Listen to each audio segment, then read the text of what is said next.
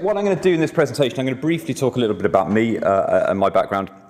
But mainly this presentation is split into two parts. So first of all, I'm going to explain why stealth, why you had to sit through that image just now. And then the other half, or the bulk of the presentation, is going to be around a particular case study that we ran at Mango with one of our pharmaceutical customers in actually replacing SAS. And that particular case study is based around building a graphics package in R, so replacing graphics in SAS. Okay. So haven't show of hands how many people saw Rich sitting over there, his presentation yesterday on the data science radar. Okay, so sort of half the room, which kind of makes sense. There were two streams. If you saw that, you may have seen some of the Mango consultants up there, and you might have seen this kind of skills thing on the right-hand side. So my background is I actually programmed in SAS for 5-6 years at GSK, GlaxoSmithKline, before joining Mango. I use SAS heavily. I've switched to R. I use R every day now at Mango, and those are my two sort of lead technologies. And for my sins, I now lead SAS to R migration projects at Mango.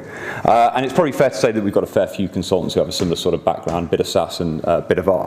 What I want to say at this point, though, I don't think there's anyone from SAS at the conference, but in case there are, or there are sort of like spies around, I actually do really like SAS. I think it's a great language, really, really good tool. Obviously, I love R, otherwise I wouldn't be here talking for Mango, but I do like SAS too.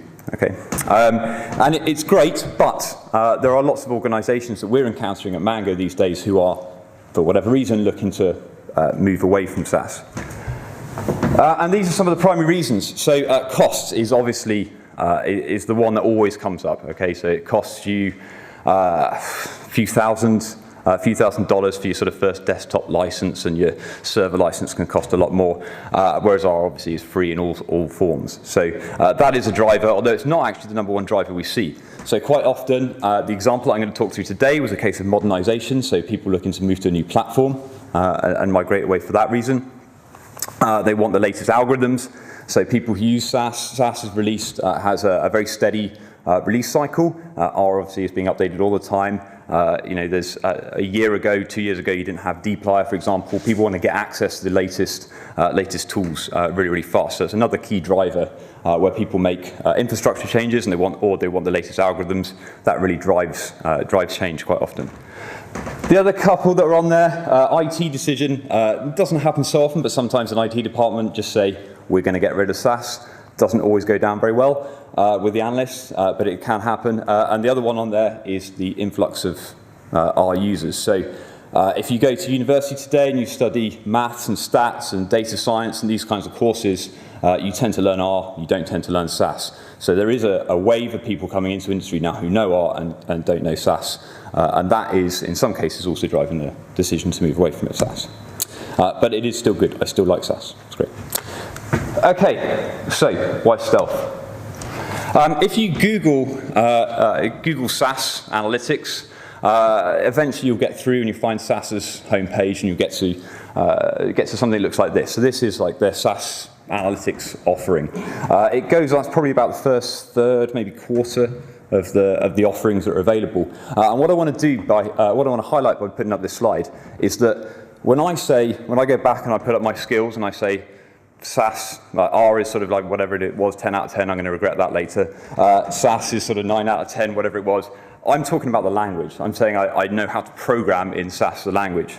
But we've got a lot of customers who use JMP, JMP, in the top right-hand corner. We've got customers using, if you notice on here as well, SAS, I'm pointing, but I'll get the pointer up. SAS Analytics Pro, okay, is sort of the core to a lot of analytics where people have SAS there. But all the modules, there's a SAS stat module that's way off the screen, SAS access, and all these kinds of things that people add on as well. Okay, so SAS is more of an ecosystem. And I could not tell you what some of these things are. SAS ontology management, anyone in the room ever used SAS ontology management? There's a lot of stuff out there, okay? Just to give you an idea, this slide doesn't really fit in with the rest, but it's taken from a recent project where we were working with a bank to try and replace SAS at that bank. And we went into this bank and we said to them, okay, what have you got? And we had several meetings. We sat down with them. We talked through all the different things they had around SAS, so the language, and all the other various servers and whatnot that were supporting the analytics. And this is just for one small unit within the bank. Okay. And so we tried to work through how we could slowly sort of migrate away from SAS and implement a more R-centric solution. So in the core of that is Mango's ModSpace product, which you may have heard about in previous presentations. You can see things like Shiny and Plotly, which you know about for dashboards. And there's plenty that you sort of got the big data stack down the bottom there as well. Lots and lots of different things. You can't just take SAS and replace it with R. You have to replace it with a whole bunch of stuff. So that's quite a challenge, and it doesn't happen overnight. I really like this image. That's all I'm going to say about that. I quite like it. Anyway, so replacing SAS is an evolution. It's not a revolution. It doesn't happen. It doesn't happen overnight. And the example I'm going to talk you through in a second was a 5-year plan that we went through with this company. Okay, so you can't just take SAS away and say right now tomorrow you'll use R. It just doesn't work. So we found 2 sort of key ways that work depending on the organization. So the example that I just put up with the bank, what we did with them is replace SAS by functional area.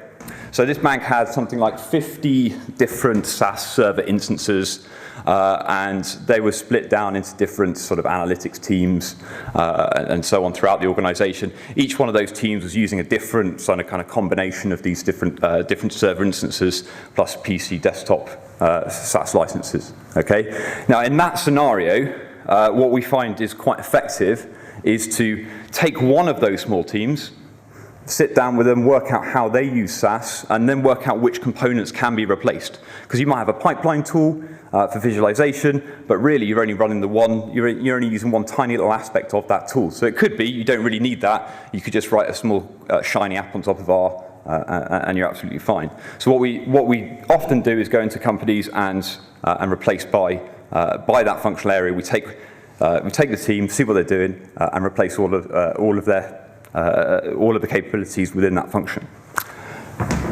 The other method, which is the one I'm going to talk about today, is replacing by module.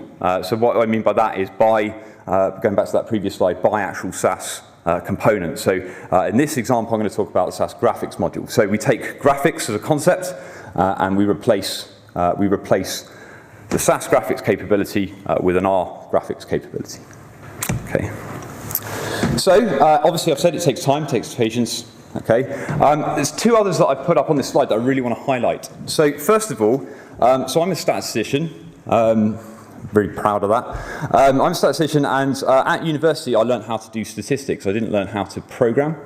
And I guess most people here, if you've got statistics, data science, maybe if you're a data scientist, it's a little bit different. And these days, I think the very existence of new undergraduate data science degrees is that sort of recognition that if you're going to do analytics in the real world, you need to know how to program.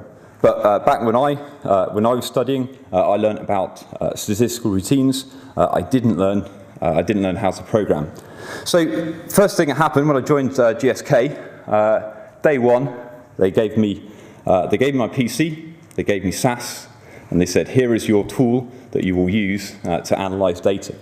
And for the next 5 years, with a little bit of R around there, because I'd also picked up a bit of that at university, a little bit of R, I basically used SAS day in, day out. It was my tool. And all of my colleagues were exactly the same. They'd all been using SAS for years. Many of them were employed as SAS programmers. And I think that's something that you don't tend to get too much with other languages. You can be a programmer, a developer, a statistician, but with SAS you tend to be a SAS programmer, a SAS statistician. It really is, it's part of what your job is. So if you take that away from someone, it can be very upsetting. Suddenly you've lost part of your job title by removing SAS. Okay, so it really is fundamental. You really have to understand. You have to have the empathy, and you have to relate to that when you're migrating away from SAS.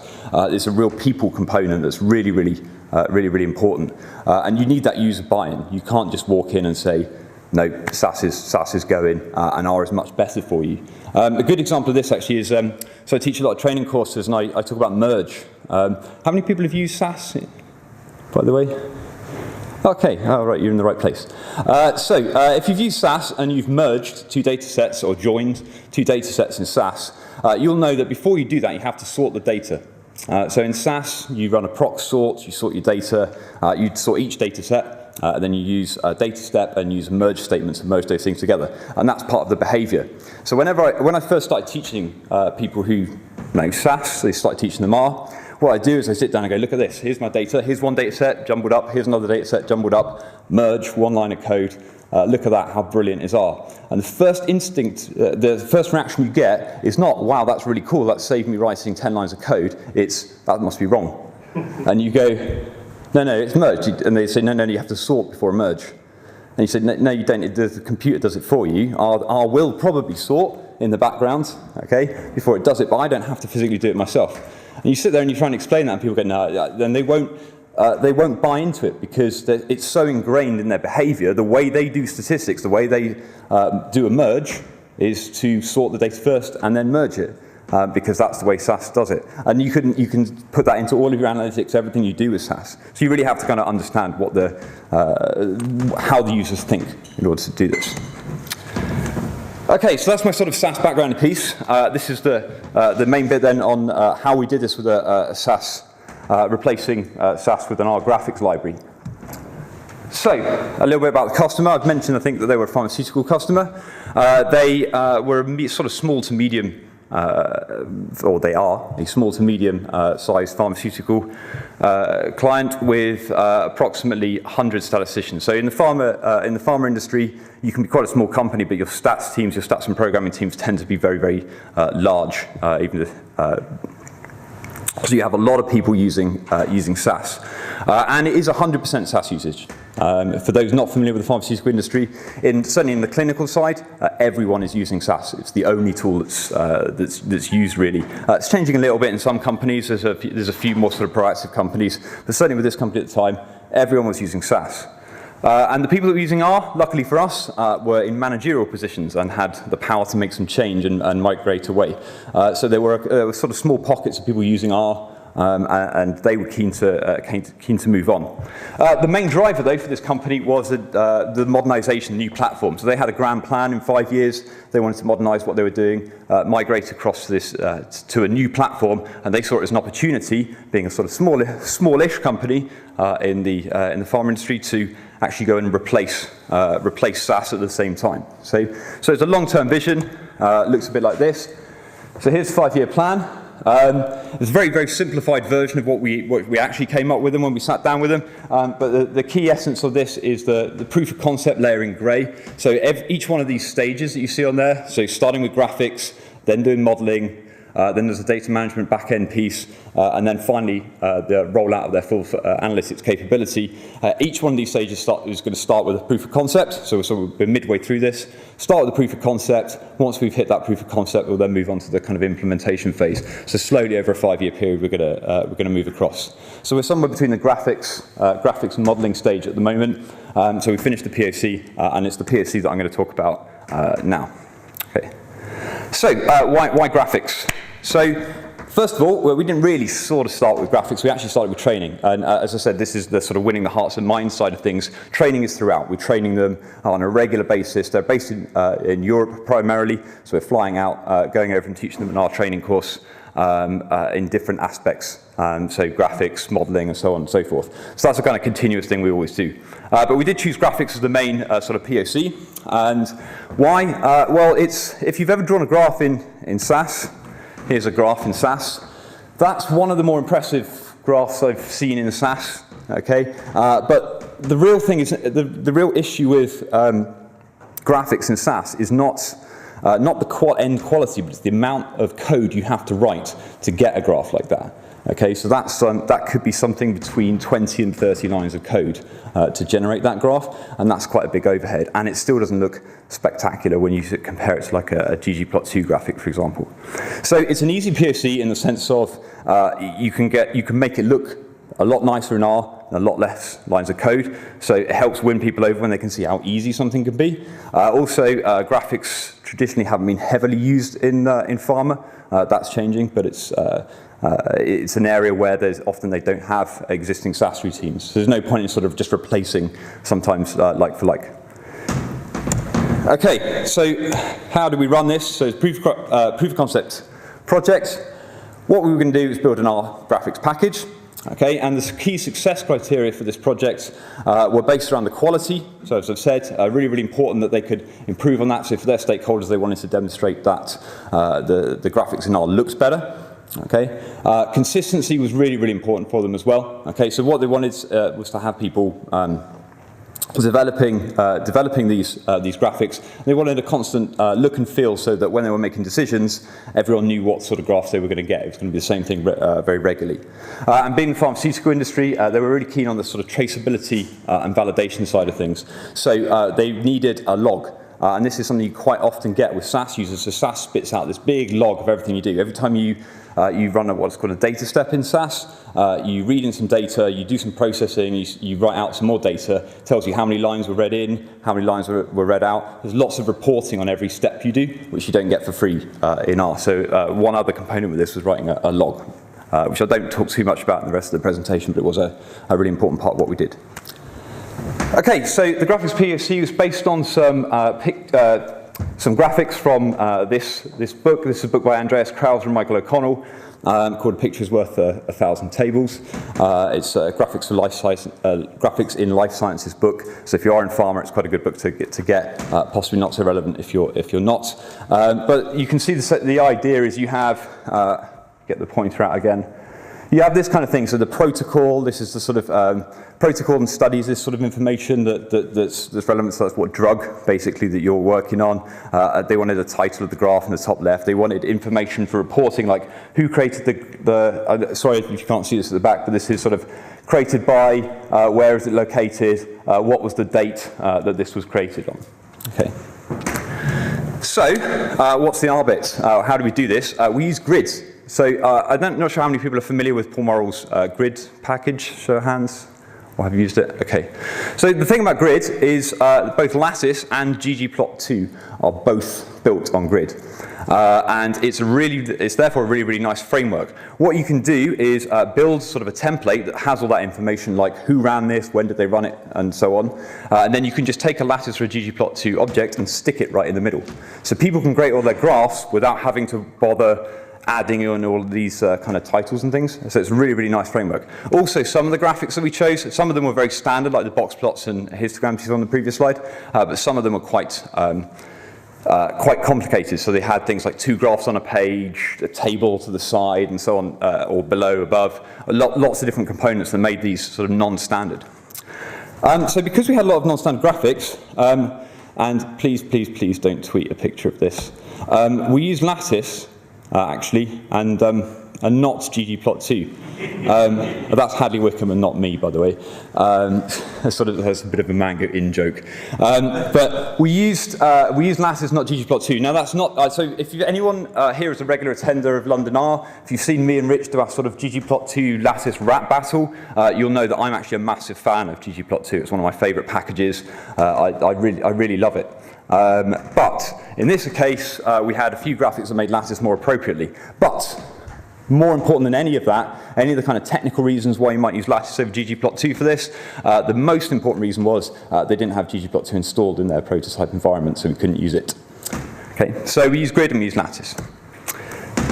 Okay, I'm aware I'm running slightly slow on time, so this is a bit I just want to talk through. So their requirements were that they had these users, so whilst they wanted to migrate to R, they want to do it slowly, and we convinced them that was a good idea.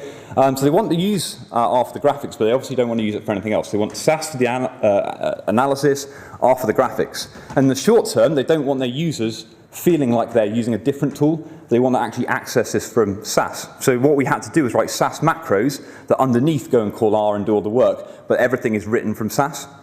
Okay. So, this is quite a difficult design-ish to talk through, so I've tried to visualize this, hopefully it makes sense. So what we do is we take SAS on the left-hand side, and R is on the right-hand side.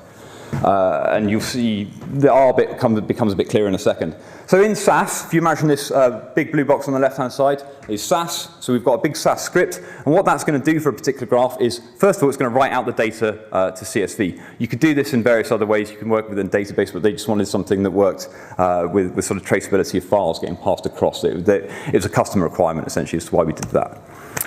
Next thing it's going to do is write an R script. So this is going to take your SAS macro and turn it into an R script for you underneath.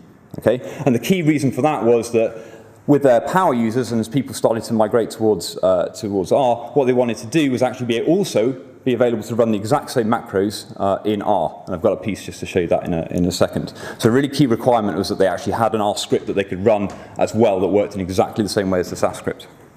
Okay. So having written those two things out, what happens is the macro goes away, calls R, which runs the script, reads in that data, and produces output that looks a bit like that. Okay, so this is a sort of adverse events on there with the kind of title up here, and protocol, and so on and so forth. Okay, and this was their definition of looks really good, by the way. What they, I guess from a technical point of view, talking about grid, this actually is entirely in grid. There's no lattice involved in this particular graph. But you can see there's sort of two plots here. This is all dummy data, hence the confidence intervals all being the same. And hence the sort of EARL stress line that's in there. So yeah, it's all just sort of dummy data, but it's hopefully it gives you an idea of the sorts of things they wanted, and it's this consistency that's around that. I played around with the colours a little bit for EARL, but okay. I was never really going to give this as a game, but just I wanted to highlight what we've got here. I was on the left-hand side. Sorry, it's going to be really hard to read at the back. But what you've got on the left-hand side is a SAS macro, and what you've got on the right-hand side is an R script. And just to highlight, I guess this will be easier when you read it afterwards, the big circles on there represent things like, so right at the top you've got data. So obviously the SAS macro is going to read in data from SAS, and the R macro is going to read it from the CSV that SAS generates. Okay, so that's got to be slightly different. Also down the bottom there's some arguments in SAS that says here's where to write the R script and here's where to write the data to. So those bits have to change. Apart from that, the only difference is that tiny little percentage right up there, okay? And that's, for those who haven't used SAS, is how you call the SAS macro. So SAS macro is just like an R function, and you start it by putting a % sign in. Apart from that, though, there's things that you'll see in here, like, again, really going to be hard to see, but this says C, open brackets, RGB, and then I've defined the RGB color value, comma, and there's a load of brackets. It's all R code, and you can do sys.getEnv and all sorts of clever like R code and just pass it straight into SAS. And I won't go into that now, but that's there's quite a nice technical piece in the background that we wrote that basically allows you to write R syntax in SAS, and SAS won't error when it sees that code, which is for me one of the technically most interesting pieces of this.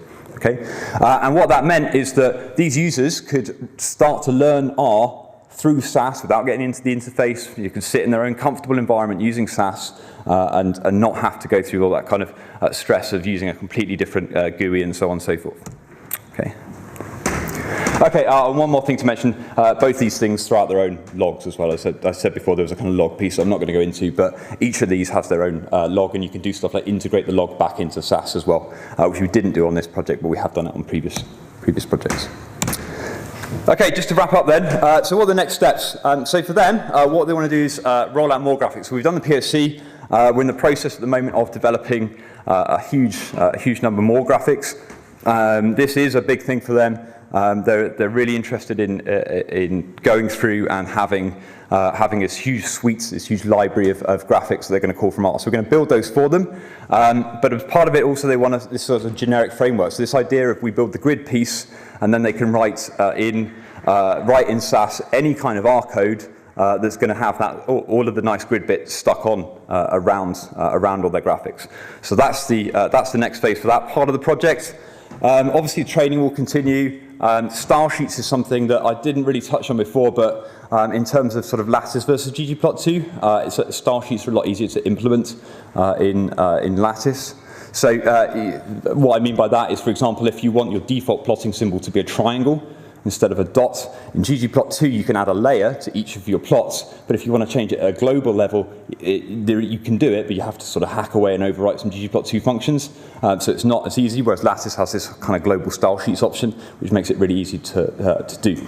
Okay, and it takes about 7 lines of Lattice code, by the way, going back on that, to make a Lattice plot look like a ggplot2 graphic. You add grid lines, make the panel headers grey, and a couple of other things.